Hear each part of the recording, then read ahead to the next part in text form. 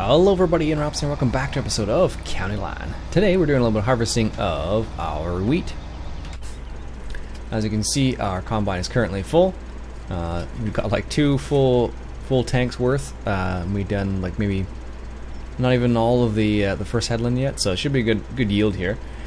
One thing I'm kind of noticing here is with this particular version of Courseplay, my overlord appears to be avoiding the crop. So see how it's driving all the way around? Normally it would just drive right through, but right now here it's kind of avoiding parts of the crop, which is kind of interesting. So maybe they're starting to include parts of crop avoidance now. I don't know. This is version 1.69. There may be a new version out right now, but that's the version I have. So I'm just noticing that it's trying to avoid driving all over the crop a little bit, which is kind of interesting actually. It's interesting to see the way it actually functions in that situation, to see if, you know, as you can see, it took out the corner there still, but the fact that it's gone all the way around here so far is pretty impressive actually. Normally it would just do like, it would just double back and go straight to the the combine in this context, but for whatever reason it's decided to start avoiding the crop here, which is kind of interesting actually. So, and that's one of the reasons why I suppose it doesn't, if the combine doesn't stop when the pipe is over the crop, then the overloader won't go and try to get it basically. So I thought that was kind of interesting. So also we got the mower currently mowing away here. I don't know what, I think this guy is getting ready to do his first pass over here somewhere.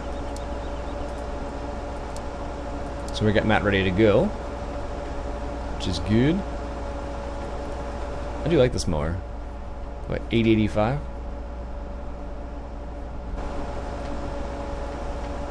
It's a good, I don't know. Someone asked me where this mower came from. It came from the Mass Ferguson pack, which is on the mod hub, from the mod contest basically. So you gonna go for it? This is the little tiny strip you wanted to get right here. Watch this, it'll start this little tiny strip. Oh, it's gonna go all the way down. Okay, it's not so bad, I guess. Where's that overloader? See? It went all the way around the field to get to here, which is kind of interesting. First time I think I've ever seen it do that before, so there you go, folks. There is a little bit of crop avoidance now. It's not a perfect system, as you can probably tell already, but it is starting to avoid some of the crops, which is kind of which is pretty neat actually. So are you gonna get stuck behind that? Of course you are. Anyways, let's take over from this guy, because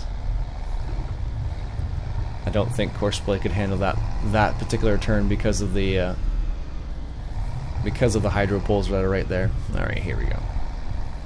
Let's get lined up. There we go. We'll do a little bit of overloading today, because if we don't do the overloading, at least on this particular side here, let's slow down here. There we go. At least on this particular side, we will surely have we'll have problems like multiple times. So anyhow, so yeah, I got the mower working away there, and I'm gonna wait for him to finish up that field there, and then we'll hop over. And where do you want to go?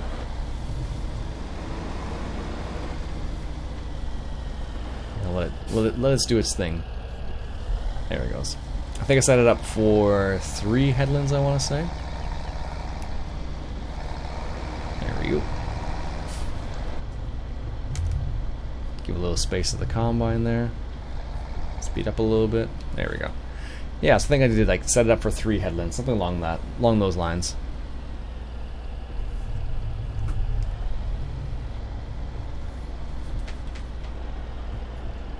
I'm just a little bit too close to him right now, apparently. And it's hard to gauge without being out in the third person all the time, just because he's doing like turns and whatnot. So we'll see if we can get it done here. Oh, he's already empty anyway, so, and we're almost full, so we're at 91%. So let's see if we can't get up to 100%, and then we'll unload into the truck here. Some people are asking where to get this combine and header. The header is from American Eagle Modding, and the combine I believe is from modhub.us, if I remember correctly. 97, 98. That's good enough.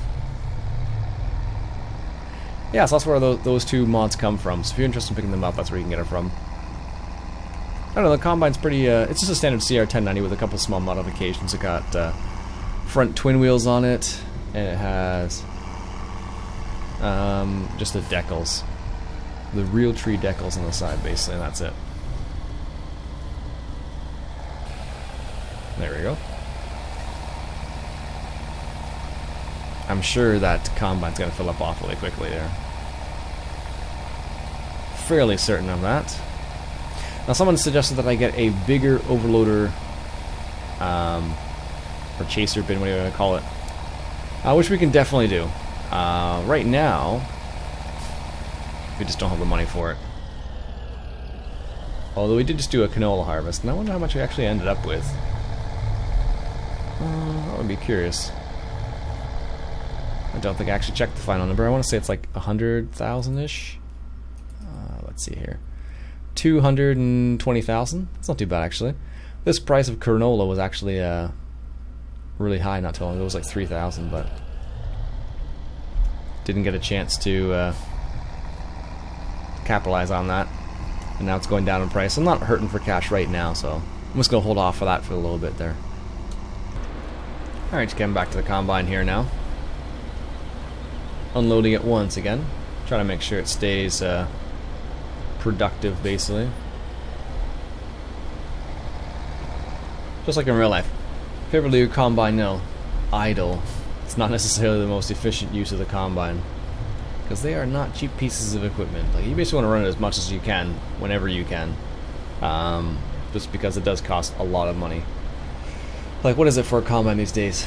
200,000, 300,000, 400,000, depending on what kind of combine you have. So it can cost a crazy amount of money. And I don't think people who don't play farming simulator games or know farming realize how much they actually cost, because they are not cheap pieces of equipment. People just see like tractors and like equipment in the field, like, oh, that's cute, look at that, and then they don't realize that the bill associated with those pieces of equipment, because it's not cheap at all. It's probably one of the more expensive career choices, and usually a lot of farmers are basically in debt like their whole career, like for hundreds of thousands of dollars sometimes, and that's a scary prospect. To be honest with you, I don't think that would be my first choice, but it's a lifestyle choice, I suppose. Now, you don't have to be in debt, and you don't have to go the traditional route of farming. There are lots of alternatives these days. A lot of people go for like market gardens, which don't have a huge overhead, or they go for other things like heritage breeds and smaller animals like sheep or chickens. I know one guy who does is chicken farm. He's like I say, a chicken farmer technically. He does meat chickens, and he raises, I think it's like 300 roasting birds, I think. And he does it all like free range organic style, so lots of different options to get started. Like, I don't think 300 hens is that expensive. Maybe it is, I don't know, but it's not too bad. Apparently I got in the way. It's not too bad, but you know, it's one of those things where you just don't realize, you know, if there are other possibilities other than the traditional farming in the sense of what we're doing right now. So lots and lots of other options. Gonna let that guy do his thing here. I'm just gonna hop up here for a quick moment, because I wanted to check out there's our placeable windmill, making us a little tiny bits of money every day, which is good. And I just want to check our placeable up here to see how it's doing, to see what the levels are like. I am not sure. I think we could probably put some more fertilizer, not fertilizer, put some more slurry and manure in there if I had to guess. Yeah, it looks like it's empty on manure. And how much fertilizer? Oh, we got 40%. I think we'll be okay for now. Don't necessarily need to drop this down here yet. That's just been sitting there the whole time, basically. Excellent. Okay, cool. Alright, so I'm going to take over from the courseplay driver here. Do a little bit of mowing. Let courseplay take care of the harvesting on the wheat over there. And we shall do this, in the meantime at least. I don't do a lot of mowing, so I figured might as well do a little bit here. Because this mower is the best. It's my favorite, at least. It does. I don't know. It seems like it's really quick and it's fun to kind of drive because it's zippy, I guess is the word I want to use. There we go.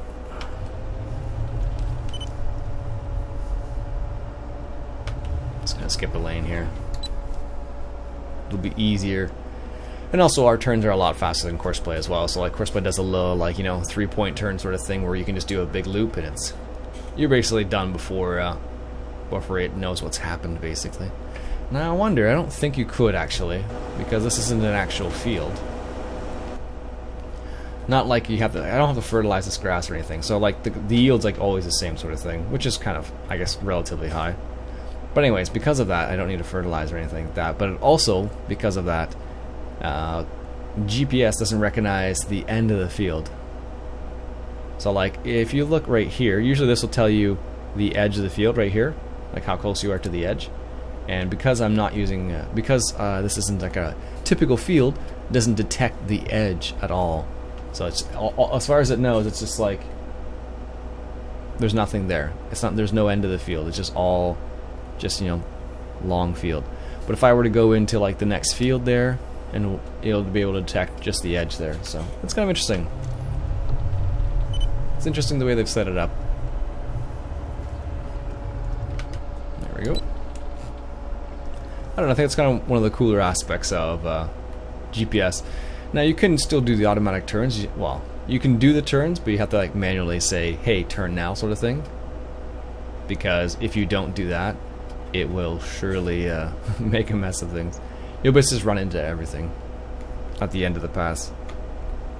Alright, looks like our overloader is doing a good job so far. And our truck is full from the looks of it. So the truck's going to do a little loop, I imagine. And if I check this out, our truck is just chilling out there, looks like, for the time being. New Holland's at 80% again. This is what happens when you don't take care of these things yourself sometimes. Eventually the truck will decide to go. Because what's probably happened is this overloader is probably just sitting here. Yeah, it is. Is the truck sitting there too? Oh no, the truck actually went. Okay, good. That's what it's supposed to do.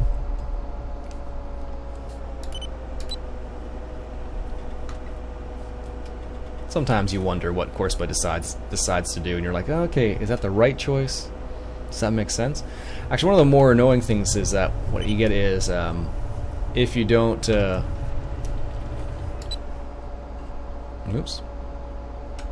Helps when you lower that. One of the more annoying things you realize is that courseplay will get into traffic randomly. It doesn't seem like it's for any particular reason, but it'll just sit there in traffic for a while.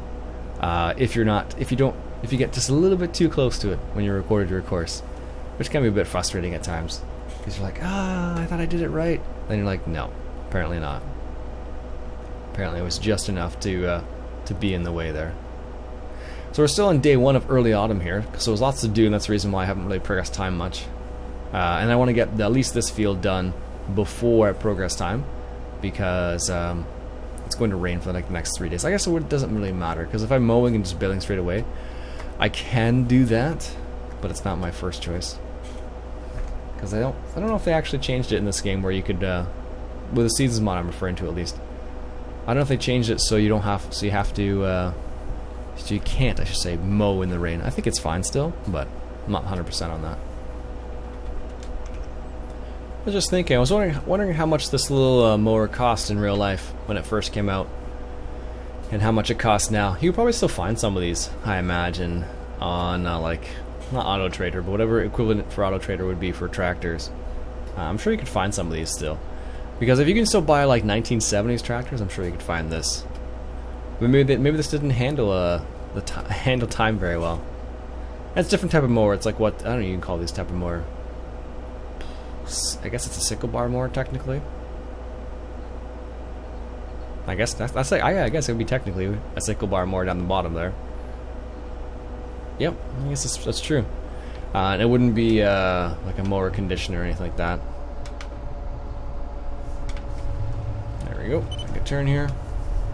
Yeah, I'd be curious to see how much this actually costs now. Probably, I don't know, not crazy expensive. Was this a Massey Ferguson 885? So I just looked it up quickly to see what the price was, and for the swather in American, it's $6,300 on this ag dealer site, or $7,900 Canadian. So it still carries a pretty good amount of money, considering how old this is. Does it say when year it was built? No. But that's pretty crazy when you think about it. Like, even if you go back to some of the older tractors, like the old John Deere tractors, and some of the old, I'm sure the old cases are the same thing. Like, you look at the prices associated with those vehicles now, like, they're pretty high still. And I think what it really comes down to is the fact that you can actually fix them. Because a lot of the new equipment isn't easily fixed when you are a solo operation and you don't want to go to the dealer every 10 minutes for whatever your needs may be, basically. So it's kind of interesting to see how some of the older items that don't require well, you always require a mechanic for some things, but how the old vehicles that don't require like a laptop to plug in are still like really good to fix up and sell, it looks like. And even like, for example, even using them as a daily tractor, like they work really well. And you can still get some older style tractors that have some of the comforts of the new stuff, like air conditioning, for example, which can be a really big thing, so you don't get like heat stroke in the tractor, for example, if you're working away at baling hay, for example, in the middle of the summer where you're outside during like the hottest part of the day, cooking in the tractor if you don't have AC. So like stuff like that. Like I know my in-laws have an older 4230, which isn't super old, but it's not super new either. But I believe it has air conditioning in it, and that's the tractor they started using, I think, for baling because of that reason. Just because it does get a little crazy when you want to start baling in the middle of the summer. There we go. Excellent.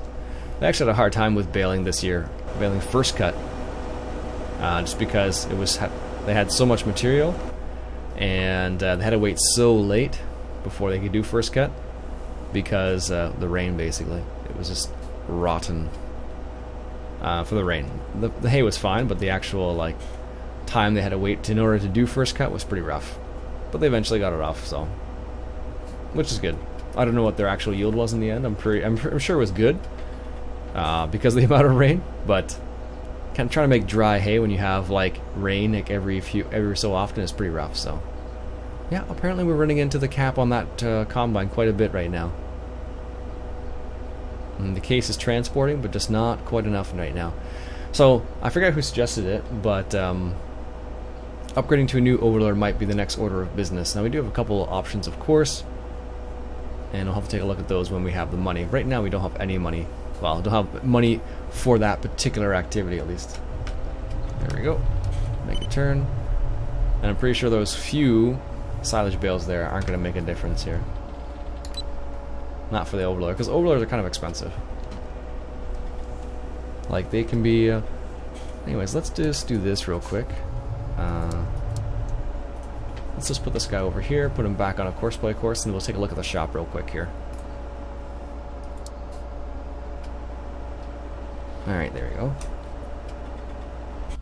So let's take a look at the auger wagons. So we currently have this little tiny one here, which holds 20,000 liters. We could upgrade to this one, which holds 28,000 liters, or this one, which holds 43, or let's go straight to this one, which is 118,000. We might just go straight to this one. We have the horsepower for it. Let's see. We have the T8 heavy duty, which probably could pull this, and we also have the case. Now, do you have color options on here? Oh, you do. Okay, sweet. Yeah. So it has those two options. So we could just do that as well. So that's a possibility to get that overloader. Once we have the money, though, of course. Apparently I missed... It's going to miss a little tiny bit at the end there, looks like. Oh, yeah, just a little tiny bit. That's fine. It'll survive. Okay, so let's grab the Oliver. Sure. Grab the Oliver. This cat. Why do you always get in the middle of the way? It's like that specific cat every single time. It just jumps in the middle of the road. It's like, oh, hey, there's a tractor. Let's just jump in the middle of the road. Sheesh. That cat's got a death wish. Anyways, let me grab the rake and we'll be right back. Alright, got the rake here. Just gonna bring it over to that field and get it prepared. I don't know if we could start raking here or not. We might be able to do the headlands. Maybe. That's about it, I think. I don't know if we can do more than that, though. No, not quite. It's probably not even worth starting the headlands yet, to be honest with you. No. Because that is going to just get in the way. Well, if I start doing it, I'm going to get in the way. Of course, if I start doing it, it's going to get in the way. Yeah, I think we'll just leave it for now. Anyways, folks, what we'll do is we'll come back next episode and do a little bit of bailing, I imagine. And until then, folks, my name is Iain Robson. I hope you enjoyed. If you did, would you go ahead and hit that subscribe button for some more County Line. Catch you guys later.